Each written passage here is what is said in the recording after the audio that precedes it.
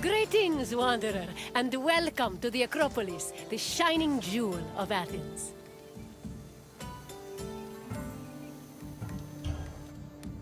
The Acropolis of Athens is a bastion of art and culture worthy of the gods themselves. Within this citadel, you will find many important sacred buildings, as well as some of the most magnificent art in all of Greece. You are in for a very enlightening visit. When you're done, come find me, and we can discuss the things you have seen. Farewell for now.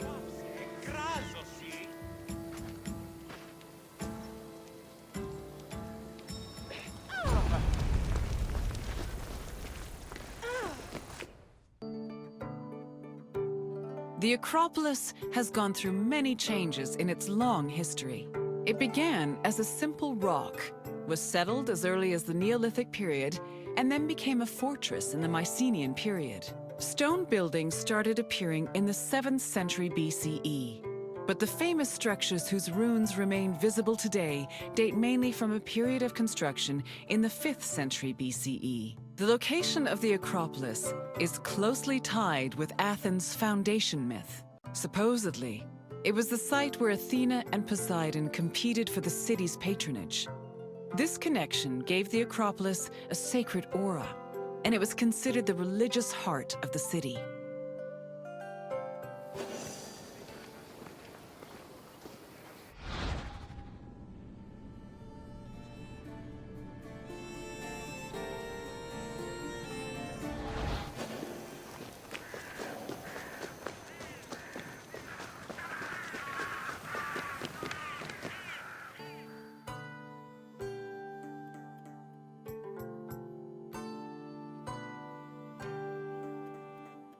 The Temple of Athena Nike was built on the remains of old fortifications from the Mycenaean era.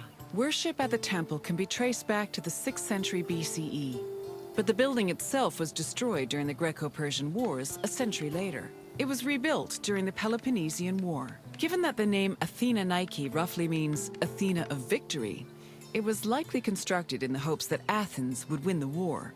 Unusually, the temple depicts historical scenes of battles against the Persians instead of the more mythologically inclined art of other Greek buildings.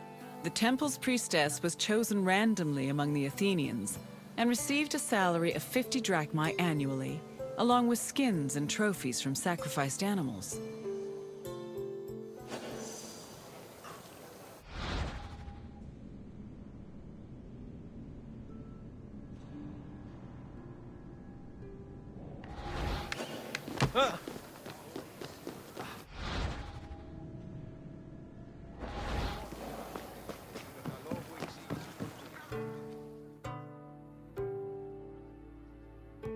The Acropolis was built up over a long period, due in no small part to its partial destruction during the Greco-Persian Wars. It was in the 5th century BCE, though, that the Acropolis received its most significant improvements. This period was an extremely prosperous time for Athens, both financially and culturally. With a booming economy bolstered by trade and the Lavrion silver mines, Pericles, the leader of Athens, financed a huge project to rebuild the citadel. He enlisted the help of renowned artists, like the sculptor Phidias, as well as the architects Iktinos and Callicrates. Together, they erected buildings like the Parthenon and the Propylaea Gateway. Pericles' goal was to make the Acropolis into a glorious monument to the gods and to mortal Athenians.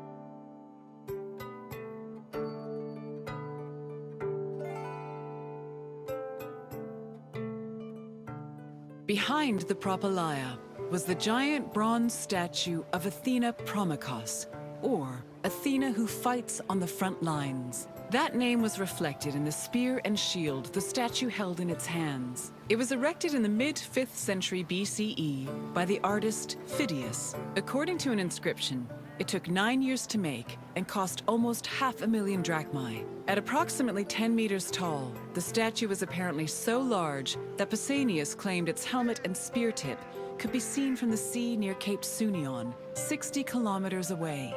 The ornamentation on the statue's shield was engraved by the metalsmith Mies.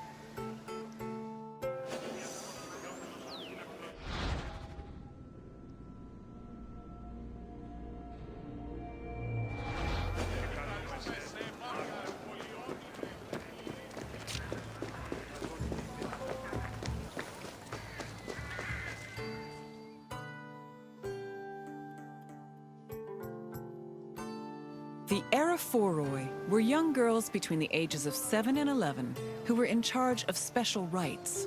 A list of 4 girls was drafted by the Assembly of Citizens, from which the High Magistrate, the Archon Basileus, chose 2 to serve as Foro for the year. The girls lived in a house on the Acropolis. They were in charge of carrying sacred objects and weaving the peplos of Athena. The peplos was a sacred robe offered to Athena during Panathenea, a festival held in her honor.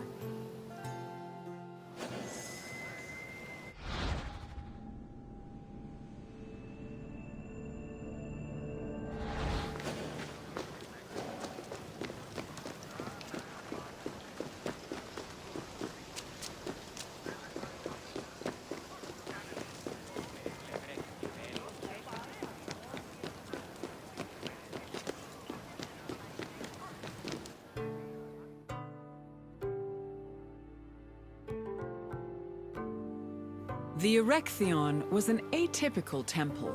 It was dedicated not only to Athena Polias, but also to Cecrops, the mythical founder of Athens, his son Erechtheios, and even Poseidon, the sea god who challenged Athena for possession of the city. The temple was divided into sections. The eastern part housed a statue dedicated to Athena, while the western section jointly belonged to Poseidon and Erechtheios. Meanwhile, King Cecrops' grave was believed to be under the caryatid porch. Under the temple was a crypt that was said to contain the sacred snakes of Athena. The snakes may have had a sweet tooth because the priestesses of Athena allegedly fed them honey cakes.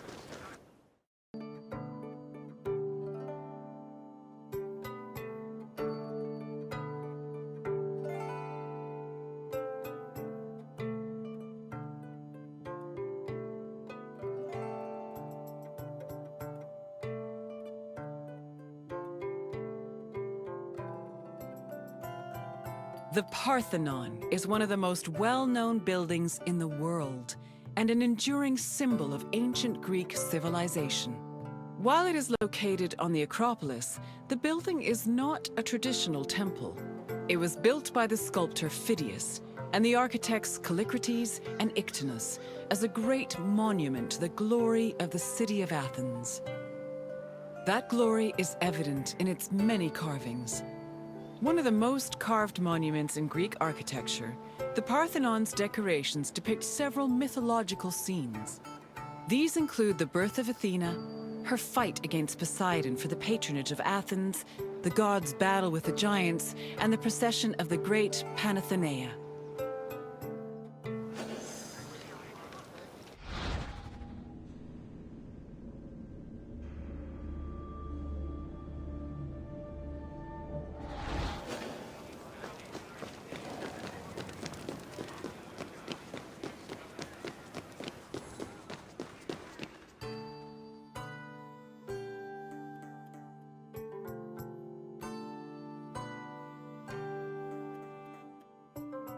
The Parthenon's inner chamber, or cella, contained a massive statue of Athena that was considered to be one of the sculptor Phidias's greatest masterpieces. The statue was chryselephantine, a combination of gold and ivory. To justify the steep cost of its construction, Pericles told Athenians that the statue was a gold reserve, which could be disassembled in times of economic distress. The cella also allegedly contained a pool, whose main purpose was to control the room's humidity, which helped preserve the statue's ivory.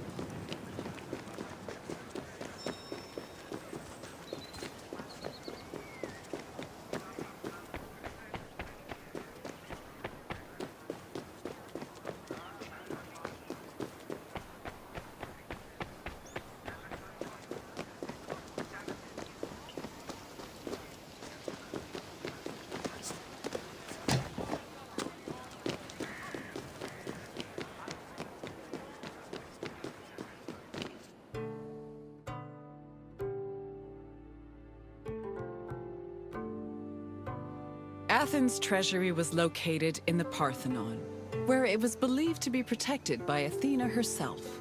The treasury contained objects of great value, acquired from different conquests, as well as a mass of minted silver coins and various offerings to Athena. Pericles also decided to move the entirety of the Delian League's treasure to the Parthenon in 454 BCE. This was a great testament to Athens' power over the rest of Greece. The riches were divided into two parts, the Demosia, which belonged to the city, and the Hiera Cremata, which was dedicated to the goddess and only used for religious purposes.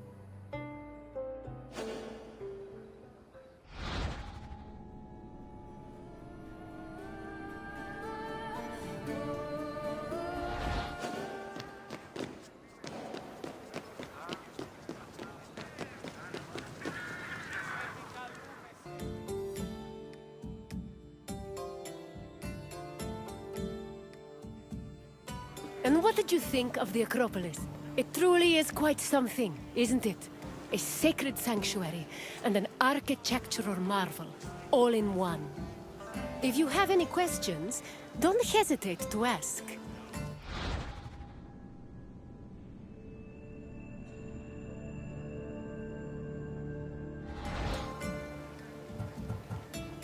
As you wish. Hopefully we will see each other again soon.